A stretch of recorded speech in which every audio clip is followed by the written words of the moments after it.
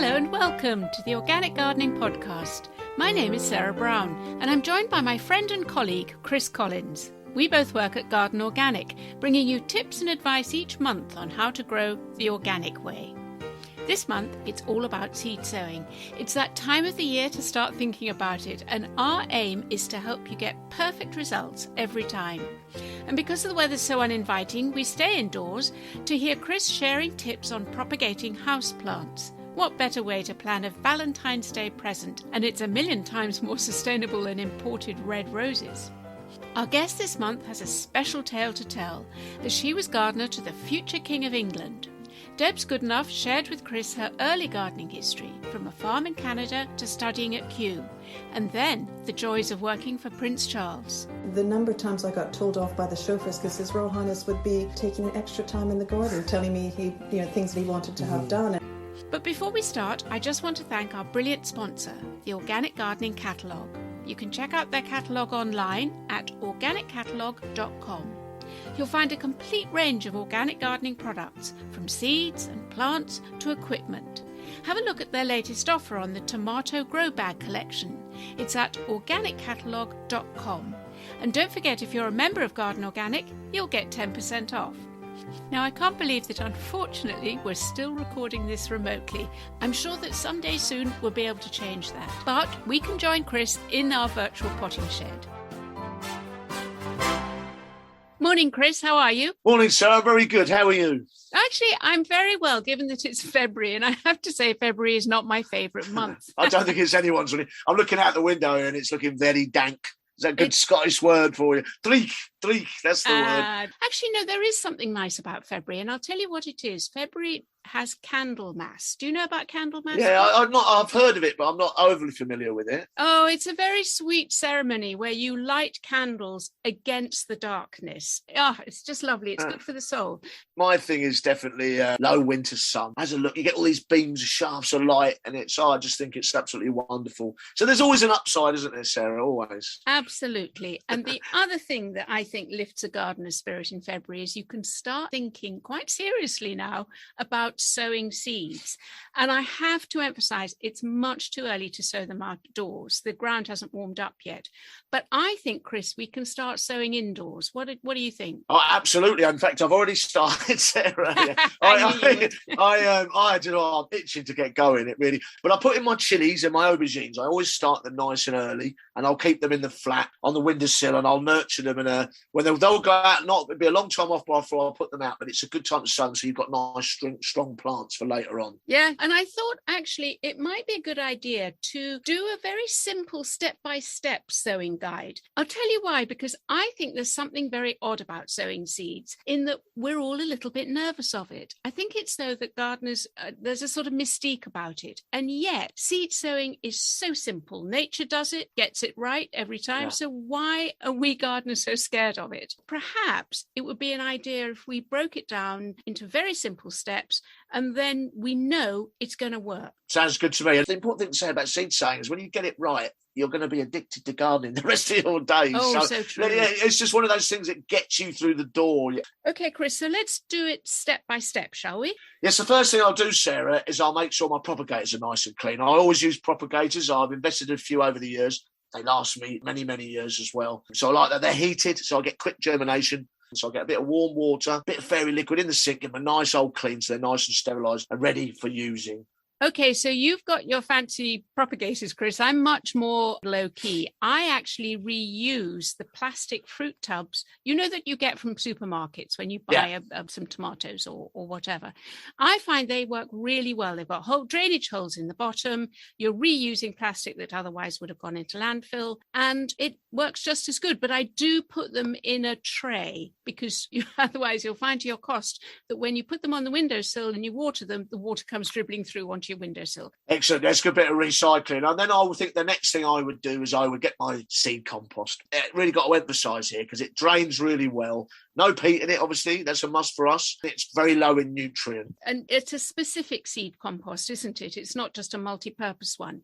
Again, I go a little bit old school. I use my own homemade mix. So I get loam from the garden. That's just ordinary earth. In fact, if you listen to last month's podcast, you'll hear about how I scoop up the molehills. And what I do is I sterilize that earth. And this sounds bonkers, but I put it in the oven and I bake it for about a quarter of an hour, 20 minutes at quite a high temperature.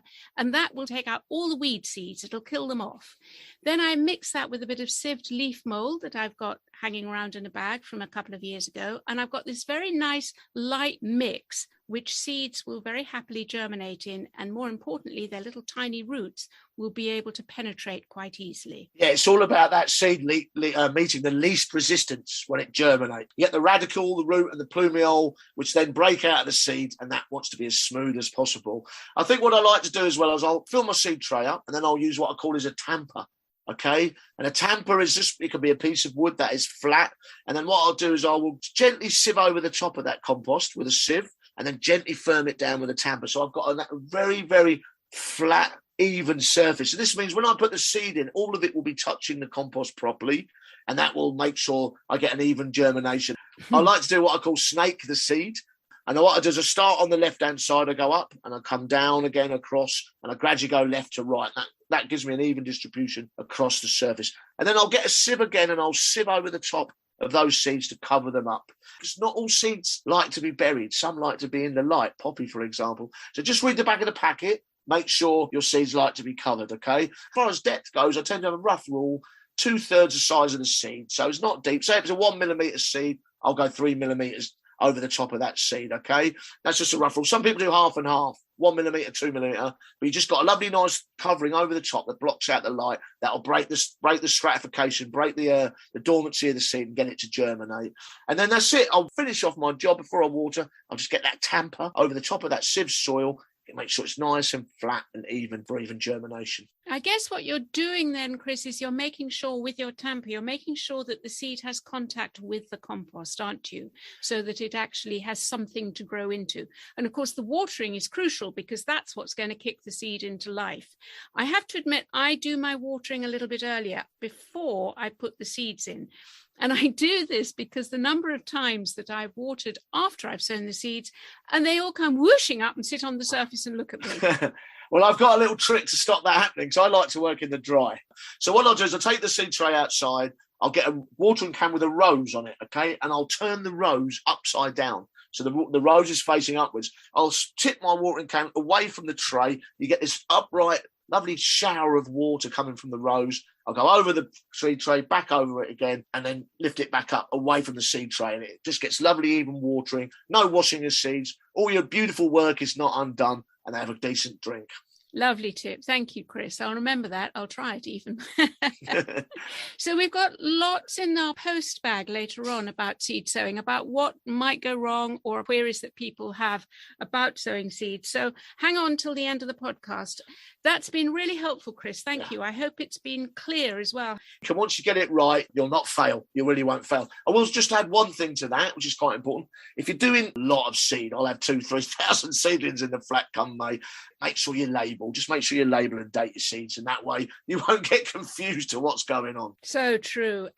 Chris, while we're talking about potting mixes, you did mention that it's a good idea to have specifically seed potting compost. That's right, isn't it? Not the general purpose one. When you go down that garden centre, you'll see what tends to happen is they'll do three bags for a tenner sort of deal, especially DIY stores and stuff.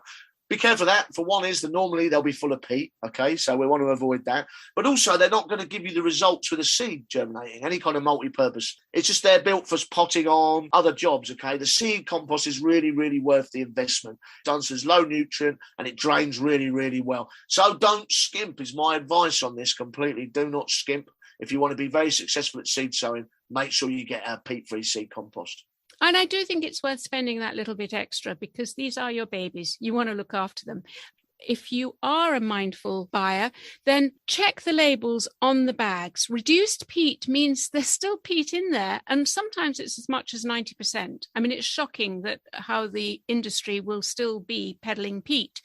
And ignore claims of not from an environmentally sensitive site. All peat bogs are sensitive sites and sensitive habitats. We just don't need to degrade them and dig the peat out of them. And finally, if you see the word organic, it doesn't necessarily mean peat-free, I'm afraid. Organic, in this instance, it just means something is living, i.e. the compost is made from living material. It might still have peat in it. So just bear all those things in mind when you're hunting through the bags. You will have to pay some more for a peat-free compost.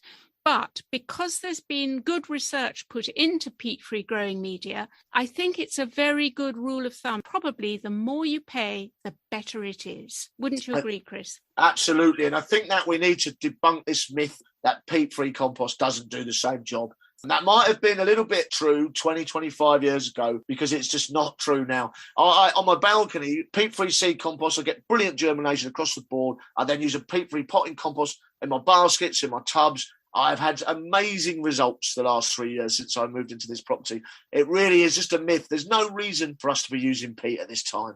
If you want to make your own mix like I do, there's lots of information on the Garden Organic website. And there you can find all sorts of information about all the different composts you can make at all the different stages of a plant's life. And there's also a list of our courses there. And there is a particular course on composting. It's a webinar and it's held in March. So go have a look if you want to brush up on your composting skills. Okay, Chris, so we're still indoors. What else will you be doing apart from sowing seeds? Well, I am going through my rather extensive houseplant collection at the moment. I like to also propagate over the next couple of months. So I take softwood cuttings from the fleshier houseplants like Coleus. There's a brilliant plant called Plectranthus, which grows like Billio. If you want to fill a corner quickly, that's a great plant. Papyrus is another brilliant one. Pop them into a glass of water, put them on the windowsill. 2 weeks' time, you'll see all these lovely white roots come out and you can just pop them off and you're away. When it comes to potting composts, most houseplants are rainforest, jungle plants, if you like. They grow in open leaf litter conditions in organic debris, if you like. So I have a special potting mix I use. 7 parts peat-free compost, 2 parts bark, fine chopped up bark, and then I use 1 part loam. The loam helps retain nutrient a bit, and that makes for a nice open compost. You can take cuttings as well, things like Ficus benjamina, the weeping fig, you see that everywhere. Take a little cutting of that, about 10 centimetres long. Just get an old pot, bit of potting compost that drains well, pop it in there, put a plastic bag over it with a couple of stakes, a few air holes. That'll root out in a few weeks. That's fantastic, Chris. And I really like the idea that you're propagating from your house plants. It's the truly sustainable way to go. Yeah. Wow, what lovely gifts to be giving people. Exactly. I mean, I'm always grazing them, if you like, for cuttings and giving them away. And then obviously people come to you and give you cuttings as well. I have to mention, though, my little genius idea. You know, you get these sort of lights that come off the ceiling that make patterns and stuff. So I got one of those. Your disco balls. Yeah, it's like a disco thing. I've got one of those and it's green. I've got the houseplant hallway, which is full of houseplants, some proper little jungle. So I put one of those in there. I've got rainforest noises on it. So in the night time, I turn my light on, I put my rainforest noises on, I've got my own nighttime jungle. It's absolutely superb. Oh, that's such a lovely image. I love it. Okay, let's tear you away from your own little jungle, because actually there are some days in February when it's good to get out. Maybe it's cold and frosty, or maybe you just want the fresh air. I think there's also some jobs to be done outside. I know that I'm still on my winter pruning. I've got a hedge that needs cutting back before the birds start nesting in it. I've got roses that need pruning, and I've got a willow tree that needs to be cut right back down so it can sprout again. So that's my keeping warm and enjoying February outdoors. What about you? Yeah, it's a good idea to be pruning this time of year. You can also see the structure of plants, can't you? Nice and clearly deciduous ones like roses. But I'm a big raspberry lover. I love raspberries. And obviously, if you buy them, probably full on chance that they're going to have been sprayed in a lot of pesticides. So I'd rather eat fresh organic. So I'm putting up some raspberry cane sort of fencing, really, if you like. So I will put 2 posts in, about 2 metres apart, 2.5 metres apart. Then I run some wire across with vine eyes and tighten it up. About 6 of those. So you can imagine 2 posts, 6 layers of wire running down, and then I fan my raspberries onto that. And that makes them really easy to prune. It makes them more easily be manageable because they can start running and getting carried away. And then I can just cut out the old stems, train in the new ones. And hopefully, Sarah, I'll have some organic raspberries. Great. I guess also having that structure for your raspberries to grow against will help prevent any wind damage as well. Yes. And now your favourite bit, give us your plant of the month. Well, I'm going to go overseas for this one. I know we like to shop local, but our plant collections in this country come from all over the world. And I'm going to choose an American plant called Umbelleria californica, which is a big evergreen shrub with a sort of bluey, sort of greeny tinge to it. I call it a bouncer plant, and a lot of people ask me what that means, I suppose, but it's a good sort of border filler, and where other plants you can plant around it. You can make it a sort of a centrepiece, or you can put it in a corner, you fill a nasty corner up next to a door. And what I really like about it is if you get the leaves and you crush them, it's got like this amazing sort of German-leaning smell to it. Really nice. Okay, give us the name again, Chris. Umbelleria californica. Okay, I'll look out for it, because I think it's always nice to have that something solid in the border that offsets everything else. The bouncer plant. The bouncer plant. Now we really are going back to your disco days, aren't we? We are. Thanks, Chris. Thank you. Happy seed sowing, everyone. You know, there's plenty of advice on seed sowing, making potting composts, and how to adapt to peat-free growing if you look at the Garden Organic website. That's gardenorganic.org.uk. And share with us your successes at gardenorganic.uk. Now, I recommend you sit back and enjoy our guests this month. Chris spent time with Debs Goodenough, who gave us a rare interview about her gardening life. She is perhaps best known as head gardener at Highgrove, Prince Charles's house in Gloucestershire. Her quiet, unassuming manner belies someone who not only has abundant knowledge of organic growing, but who's been able to translate this into a very public arena. We catch up with her and her life after Highgrove in her own cottage garden on the Isle of Wight. Hello everybody, I'm very privileged today to be sat with Debs Goodenough, who is a garden with a massive history, some of it very regal. Is that right to say, Debs? Oh, that's kind of you to say. It's been an exciting career that I've had, and it's lovely to have you here, Chris. Thank you. I'm on the Isle of Wight, by the way, to the listeners. This is where I'm in a beautiful cottage where Debs lives, and she's very kindly picked me up from the ferry, and I don't think we've stopped talking since, have we, really? I don't think we have. about all sorts, but mostly horticulture. Yeah, all horticulture. Yeah. So we put two gardeners together, and off we go. I suppose the place to start, really, is... It's just your background, because you're Canadian, aren't you, by origin? That's right. I grew up on a very small farm in Canada. We were never ever hungry. We didn't have a lot of money. My mother had a huge garden and mostly vegetables to take us through the winter. My dad was, when I look back at it, he was an organic farmer because that's how it was back then. We had cows, pigs, sheep, chickens, but the veg was just was my mum's domain. For the winter, she would put up so many preserves that it was just incredible when I think back on it, how many jars we filled. And I do laugh. My mother, she used to wash plastic bags out. We're talking back in the 60s and 70s. And we used to laugh at her as kids. But, you know, this thing, this is a valuable product. Yeah. We're going to use it and reuse it and reuse it. And we used to have plastic bags hung on our clothesline because we were farming. We had lots of produce coming in and we would just reuse everything. So you're very much in your blood then, this whole being near nature, as you're very close to the soil. Absolutely. I mean, I look back on where we farmed, but also, you know, we got blueberry picking out in the wilderness, which was really lovely. I didn't think of it then. I remember taking my husband back there, and he said, "You lived all the way out here? There's nothing here." And I said, "There's lots here." You know? But you have gone then from this huge country with its massive landscape and wilderness to the UK, which is a small country, very packed. How did that come about? Well, circuitously, trained in Canada in horticulture, and one of my tutors had come over to Kew, and I said, I'd really like to go and do that, and do a bit of training and travel. They said, no, you'd never be able to get into Kew because no Canadian's ever gone and trained at Kew, and that was like I'm going to do this. I'm going to do this. And so I came over as an international student in 1984 and planned to spend a year here, but it didn't happen. That was a long time ago. That was 35 years ago.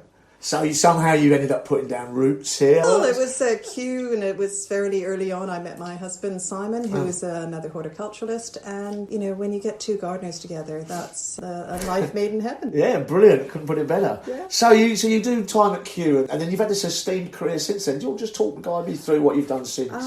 Well, I followed my husband. He became curator at Ventnor Botanic Gardens, and I was the propagator nursery manager there for 10 years working with him. That was fabulous, setting up a local botanic garden, community-based, set up volunteers. But after 10 years working there, I took on the restoration at Osborne House on the Isle of Wight. Osborne House. Can you explain a little bit about Osborne House? Osborne House is an amazing historic property, built by Prince Albert for him and his queen and their wonderful growing family. And it was amazing what he did and how he developed the garden there. It was a really interesting learning curve because I didn't really like bedding plants, to be honest. But that was at the height of the sort of bedding period. And I thought, well, actually, with my skill in botanics and growing a lot of interesting plants, let's take this to a different level. Let's make the bedding really exciting, as it would have been in the Victorian times. And I had the scope to do that. So I had a really great team there, and we did some really fun displays, and I think they're carrying them on today. Still in now, yeah. I've obviously been a parksman originally. I Yeah. appreciate a bit of bedding, Debs. Oh. And, see, that's quite interesting. So you went from... So then it was a development project in a way. You were building something there, propagation, and then you've gone to what would be, I suppose, more of a restoration. Is that fair to say? Restoration, and but also sort of looking at the whole landscape. The estate had reduced down from 2,000 acres down to about 300, but it had a wonderful woodland. Yeah. Okay, so I had a really good introduction into how to manage different meadowscapes by just different cutting regimes. Let the grass grow long, get the local schools in to plant native daffodils, mow around the edges, and actually start talking through what you're doing that much. I should imagine then that you were quite pioneering, because all of this is fad now. Everybody does this and everyone talks about it. But at that time, it would have been not so usual, would it? I had a lot of people questioning my sanity. And I really enjoyed bringing in the school children to plant daffodils because we were planting the wild daffodil. And so they were learning numeracy by they had to put 5 bulbs in each hole and then jump on them 5 times. And this is reception class. And then introduce them to being part of their own community, is that they will bring their families back in 10, 15 years to see what they did. And with the kids, it's legacy, isn't it? Because they will remember that. And it was there also that I started becoming more and more organic in my outlook. Training in horticulture back in the 80s. Chris, you probably remember. You had, your courses on chemicals and all that sort of stuff. And it was the case of, we saw some pretty horror stories back then where things were just not good.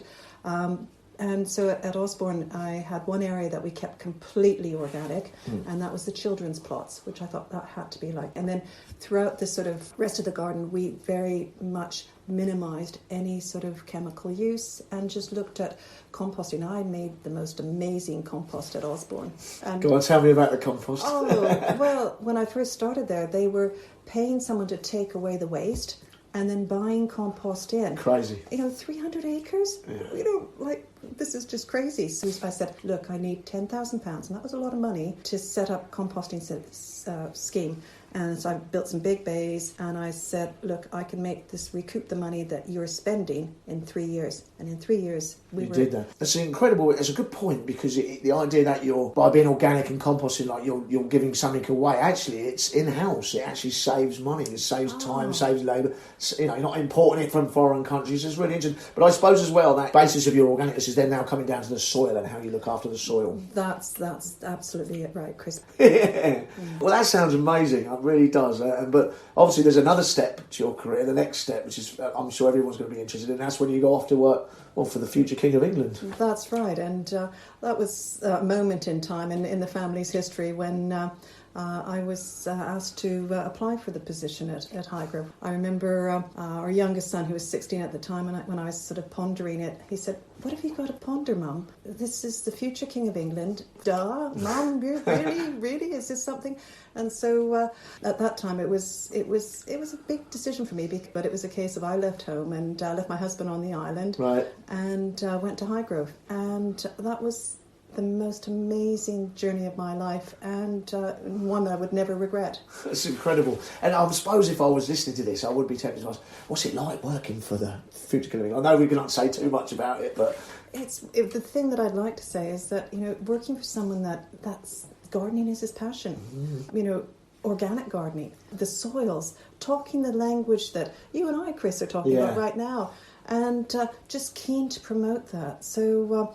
It was just so exciting, and I think again at Highgrove there was projects to be had and to be done, and my little brain was well engaged to all the work that needed to be done, and at Highgrove there were the weed problems and how you tackle that, and it was at the time when His Royal Highness wanted to encourage more visitors in, and so there was a complexity of trying to keep it a very private garden, keep it organic, but and increase the number of visitors to come and see that organic approach. That was a really interesting sort of mix and use of my skills to sort of make that work. Make that happen, yeah, because he's very keen to let people see as well. It's so it's not just a TV persona. That's interesting because we obviously see the likes of Prince Charles on the telly, but underneath it, he has these awareness and he has these skills, and he's interested in developing his own garden. That's an important point to make, isn't it? Oh, it's so important. I mean, the number of times I got told off by the chauffeurs because His Royal Highness would be taking an extra time in the garden, telling me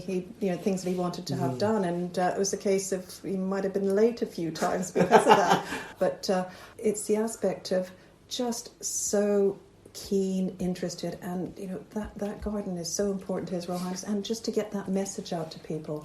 Well, I suppose he does have that privileged position of being able to say the word, so it's nice to know that he's taking it that seriously, isn't it? And because there's a lot of cynicism in the world, isn't there? So it's nice to know he has that honesty, that honest approach to it. And he started way back when, and nobody was listening. And it's just so nice that it's actually come round that people are saying, well, actually, we should have listened. He was ahead of his time. Oh, yeah. Gosh, yeah. And I like the idea. Do you stroll around the garden with him in the morning if the chauffeur's waiting, and while you chat what you're going to do for the day or do for the week or there's the list of things that I knew that needed to be done, but also the projects and the things, and His Royal Highness has a very artistic eye, so it's a case of getting that vision of what he wanted to see really important, and he's got a good eye, really good eye. Because he's a painter and stuff as well, isn't he? Fantastic. And I've learned so much from His Royal Highness, and I just wanted to make sure that we gave him the garden that he was looking for.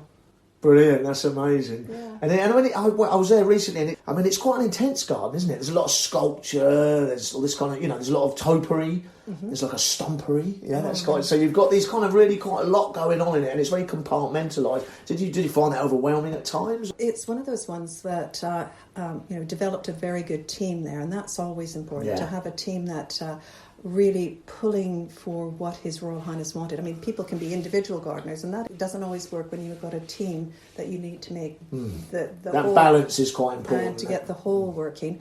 And so that was helpful that I had a good team behind me. The element of, it can be overwhelming if you look at it just from the outside. But as a horticulturalist, you've got the seasons, what's needed, you've got the backing of the person that wants it to happen. And it was a case of just getting the time programs in place to have that work. But the thing that you're saying about it is a very intense garden.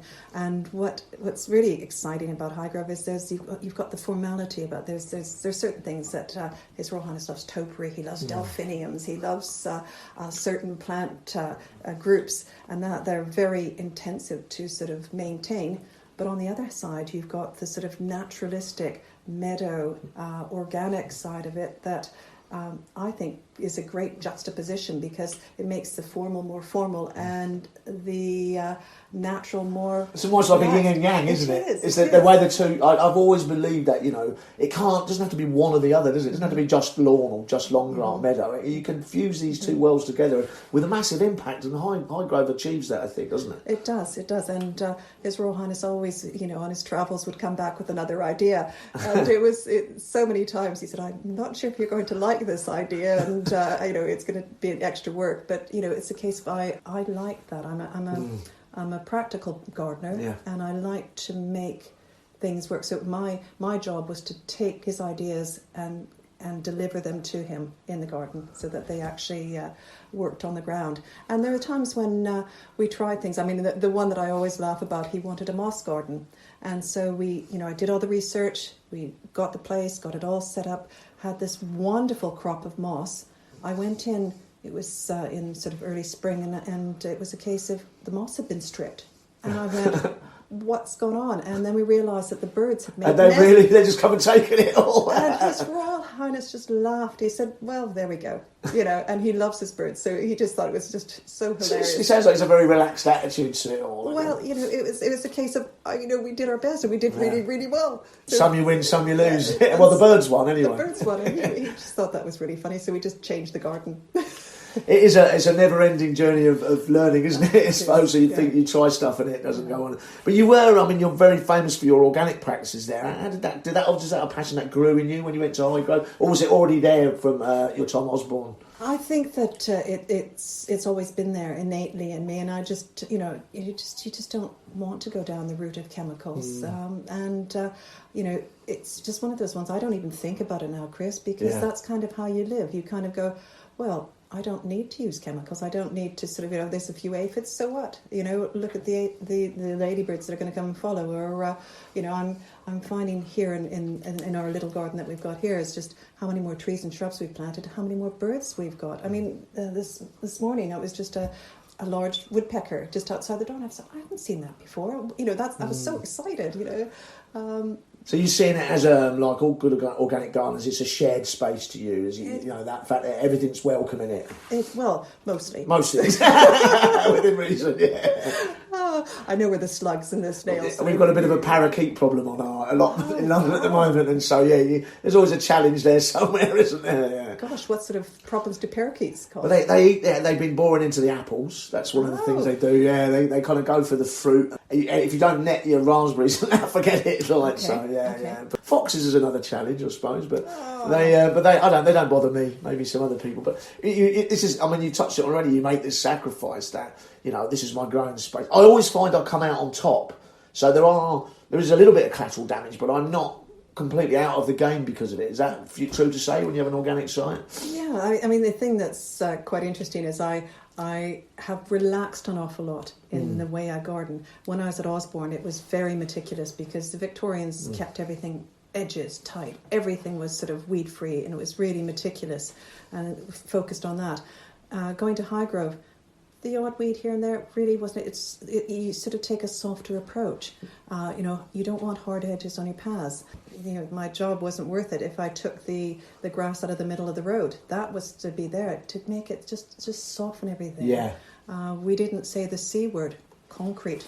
It wasn't a word that we spoke about at Highgrove. It's you really wanted to make everything as soft as possible, and that's kind of the approach I'm more and more going that way, and I'm always looking at how much little bit farther can I go with that. Yeah. And this year, my husband he decided that he could cope with it if I took the concrete strip up in the drive and put it down to grass, and it's made just such a difference. It just softens the look as you come up the drive. I think that's what we are as gardeners. We are here to soften the world, aren't we? That's kind of why I look at it in a way. Soften the edges. Yeah, soften just ease it up a bit. Yeah. But so if you obviously our listeners are all organic gardeners. Some of them will be very experienced. Some of them will be. There's a lot of new people starting out. We've said at the moment. Apparently during lockdown, we've inherited 3 million people who are now gardening that weren't doing it before. If you were going to garden organic, is there certain, your kitchen garden at Highgrove was just astounding. I just loved that. So what would be your tips for them? What are the priorities, do you think, for an organic gardener? Soil.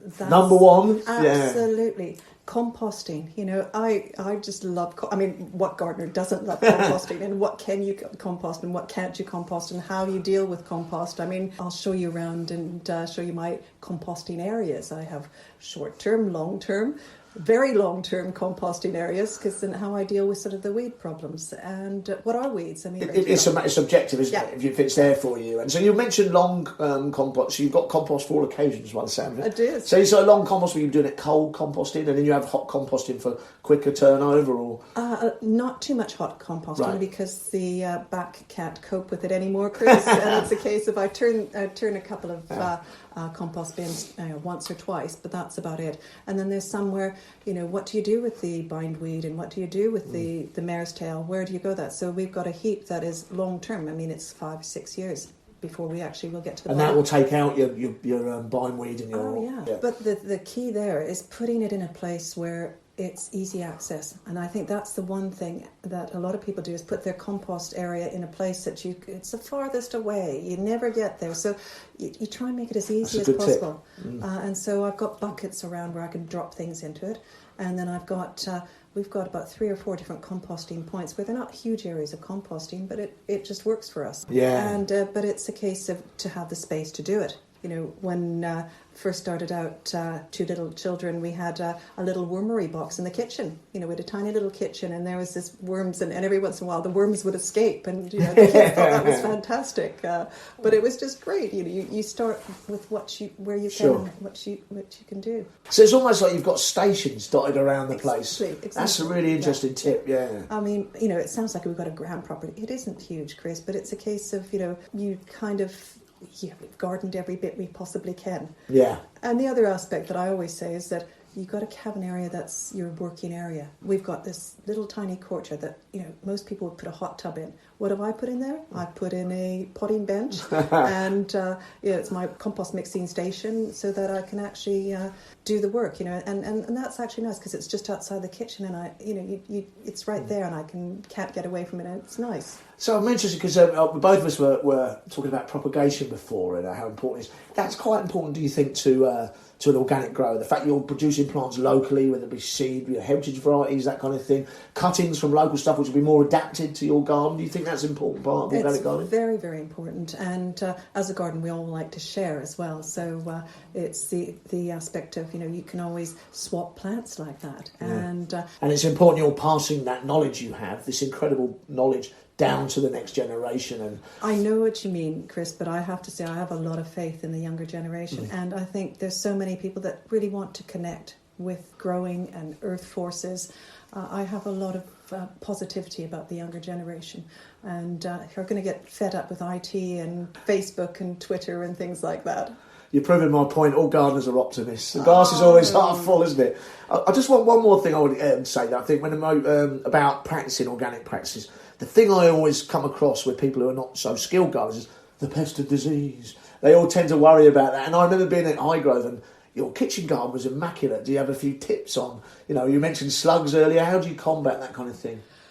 We did all sorts in the sense of, we Give me a quick rundown. Beer traps and slates and things like that, and just being on top of it. But also then you can have your sort of sacrificial plants that you think, well, they can have those. It's like everybody said our hostas were so fantastic at Highgrove. And when you look at it, we were growing the big leafed forms, which are not that tasty to slugs and snails. They'd go for the little leaf forms first. So you grow the bigger ones and, you have your sacrificial stuff that they might go for. But it's a case of we just got to learn to live with it, grow a bit more. So you think that maybe it's a multi-pronged attack, isn't it? Is that it's not just like a beer trap, just when you put a bit of beer in a cup, that will do some. Yeah. Your birds will do some, or frogs That's maybe more. So you need to think about it holistically. That's right. And, if you're growing things like delphiniums, I mean, the slugs I was going to say, absolutely love them. It's how you maintain them, and you don't have them growing in a group with myosotis around it, for example, forget-me-not. And that looks lovely because, the delphiniums come later. But those forget-me-nots will sort of be the cover for the slugs that are going to eat your delphiniums. So you actually have to do a little bit of, we're going to keep the delphiniums actually clear of anything out, any foliage around them, so that we can see what's happening. Well, I'm going to bring us bang up to date because I'm looking out. This is so beautiful here. There's a really nice garden out there, and I'm going to get a tour of it in a minute. So this is now your baby, is it? Your own garden, or what are you up to now? Well, it's a case of we've had this property for about 20 years, and it's one that we let out as holiday lets, and because we were living and working elsewhere. And it's this is the first 18 months I've lived in this house that we've owned for 20 years. And so, but from the day one when we bought the property, we've been developing the garden, planted trees virtually the first, we bought the house in September and we're planting trees in the October. And that's really important. And so it's now time, and I'll show you what we've done. Brilliant. 2 decades worth of horticulture out there. A high-end horticulture, I would say. Well, I look forward to listening to Debs walking Chris around her own garden. We'll be playing it in our next episode later this month. All you have to do is make sure you press the subscribe button, and then you'll be sure not to miss their chat. But now it's time to open the podcast post bag. But Hannah, we've got a slightly different post bag today, haven't we? We have. It's a virtual post bag. So we asked our social media followers if they had any questions that they wanted to put to us. And we've got a nice selection of seed sowing questions that we'll go through.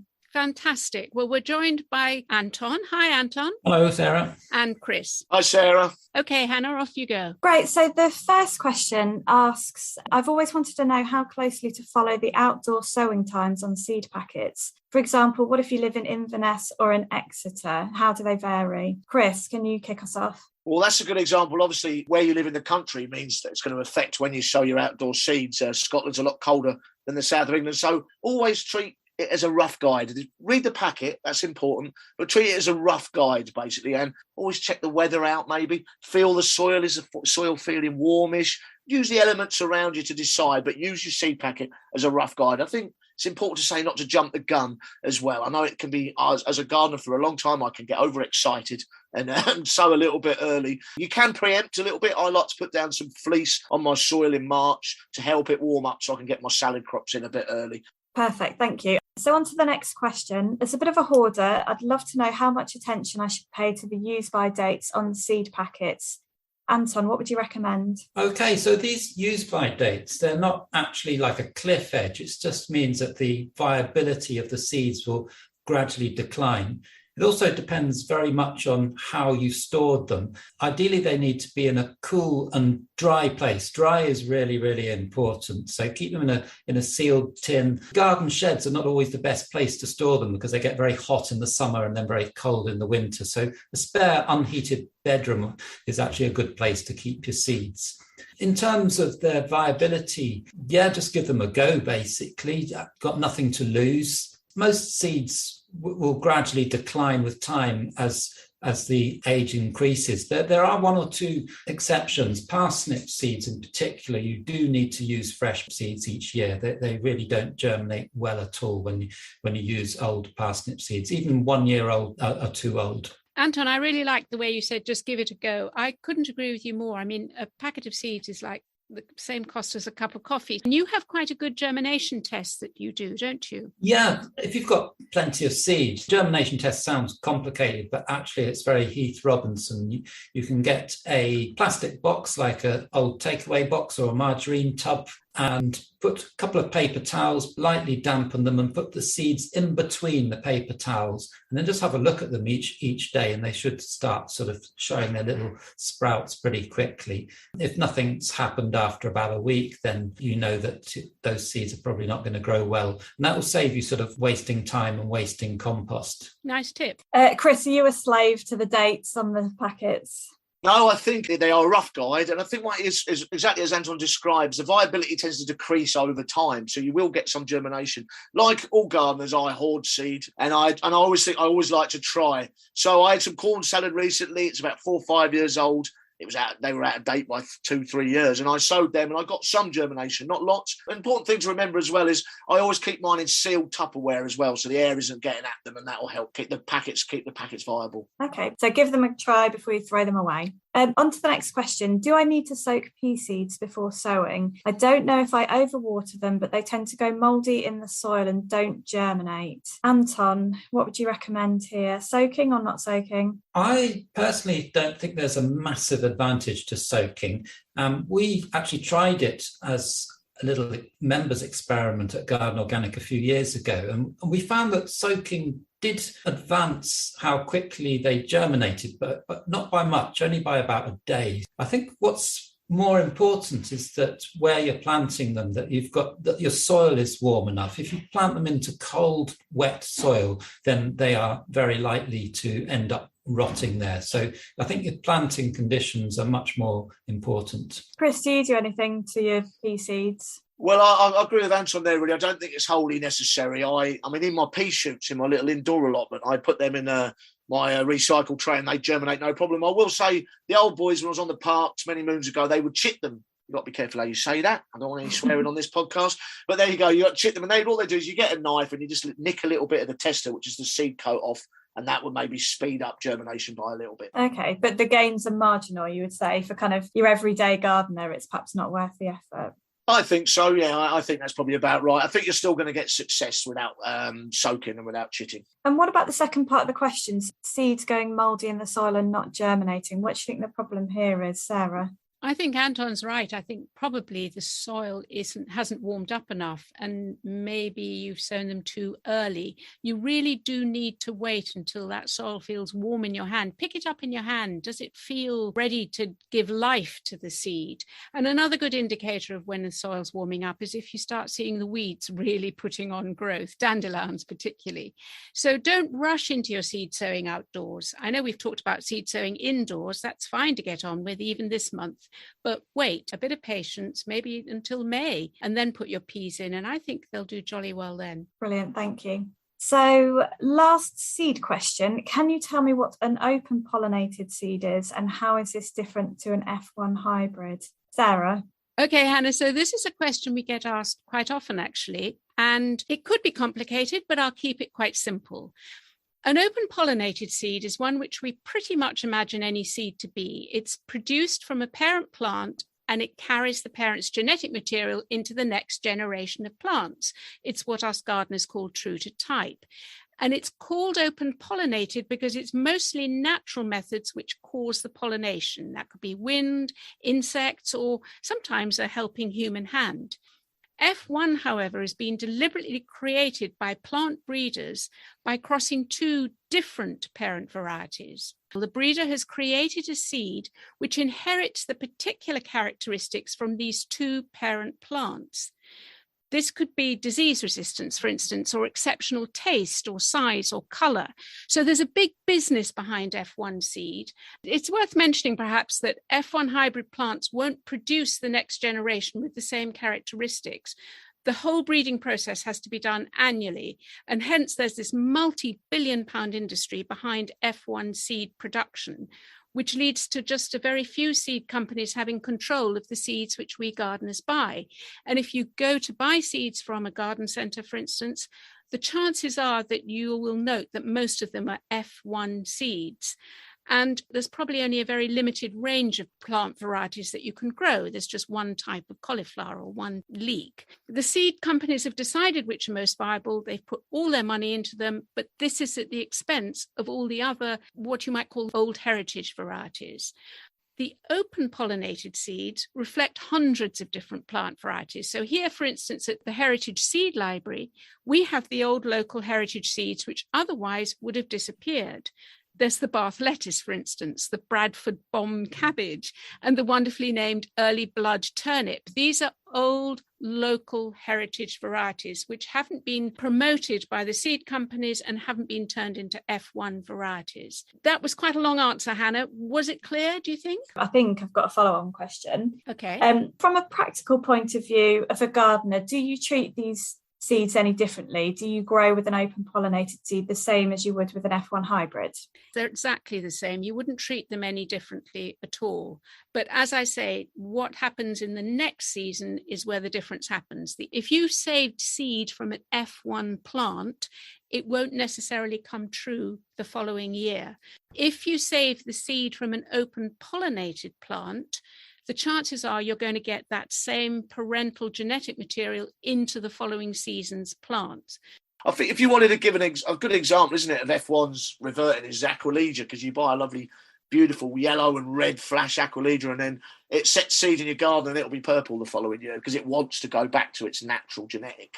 Quite fun to try saving them, see what happens. So, yeah, I mean, why not? Again, the underlying messages is just seeds are just good fun, aren't they? Great fun, amazing fun. One of the fun things to do on the planet, I would say. That and walking around in my tropical rainforest hallway at night. Yeah, mate, I'm made up, mate. I'm made up. Thanks ever so much, guys, and I'll see you next month. Thanks, Hannah. Bye. Bye, Hannah. Bye. Bye. Well, what a lot we've covered on seeds and seed sowing. I hope you feel inspired, but perhaps more importantly, you feel confident to give seed sowing a go yourself. Share with us your triumphs on social media. It's quite simple. We're on @gardenorganic.uk. And you'll find plenty of advice and information on the Garden Organic website. That's gardenorganic.org.uk. Next month, I have the joyful time of learning about birdsong in the garden. I can't wait. It's such a sign of spring. So be sure to subscribe and join Chris and I as the growing season takes off and lifts all our hearts. Thanks for listening. And thanks to Kevin MacLeod for providing the music.